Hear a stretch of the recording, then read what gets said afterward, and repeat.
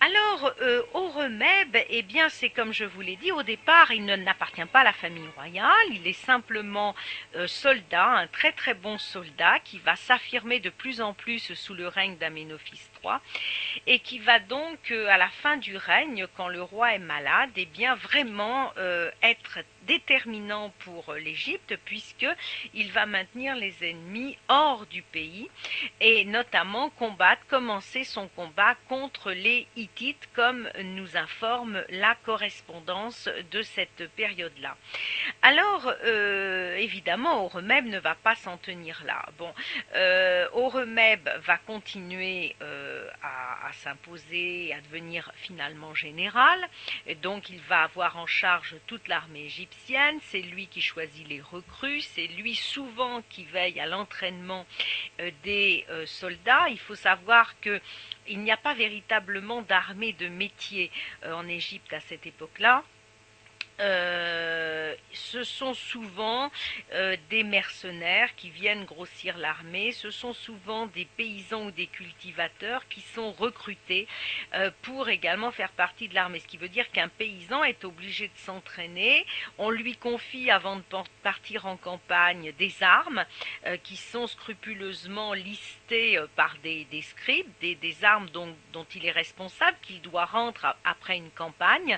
et en fait les soldats il y a eu des périodes où il y avait effectivement des soldats de métier mais qui restaient pendant des mois sans activité et du coup les Égyptiens ont décidé de procéder autrement. Voilà. Donc Horemheb se charge quand même de l'entraînement de ces hommes, professionnels ou non, et c'est lui qui choisit de les recruter donc pour les différentes campagnes, que ce soit donc en Asie, en Nubie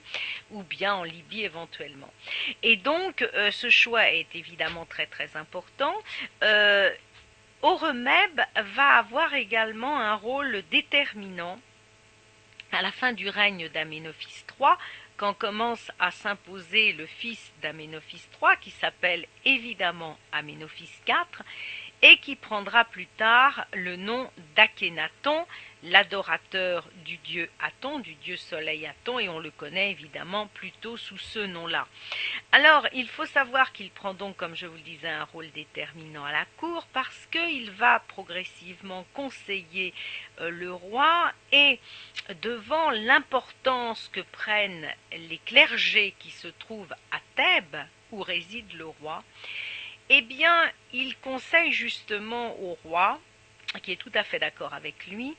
de s'écarter un peu des clergés de Thèbes et d'aller régner, de prendre l'air en quelque sorte, de prendre un peu d'oxygène, de s'éloigner un petit peu de Thèbes et d'aller régner ailleurs. Alors dans un premier temps, Aménophis III va s'installer sur l'autre rive de Thèbes, la rive ouest de Thèbes, alors que les clergés se trouvent sur la rive est, et puis petit à petit, il va accepter l'idée de son fils Aménophis IV Akhénaton, pourquoi pas, d'aller régner dans une ville nouvelle créée en Moyenne-Égypte en l'honneur du dieu soleil Aton, qui s'appellera Akhétaton et qui se trouve actuellement sur le site de la ville moderne d'Amarna, où il y a encore quelques ruines. Le site est très endommagé et où il y a également quelques tombes qui ont été saccagées elles aussi, des tombes de nobles très célèbres et puis des tombes évidemment des membres de la famille royale. Alors, Horemheb va conseiller au départ, est plutôt favorable à ce départ pour la Moyenne-Égypte, et toute la cour va aller vivre dans l'actuel Amarna, en délaissant donc Thèbes. Ils vont donc remonter en quelque sorte, hein, puisque la Moyenne-Égypte se trouve entre la Haute et la Basse-Égypte, et qui se trouve aussi à environ 200 km de Luxor. Et donc toute la cour, les courtisans, les fonctionnaires, les hommes importants, et puis finalement le peuple va se déplacer et aller vivre dans cette ville nouvelle.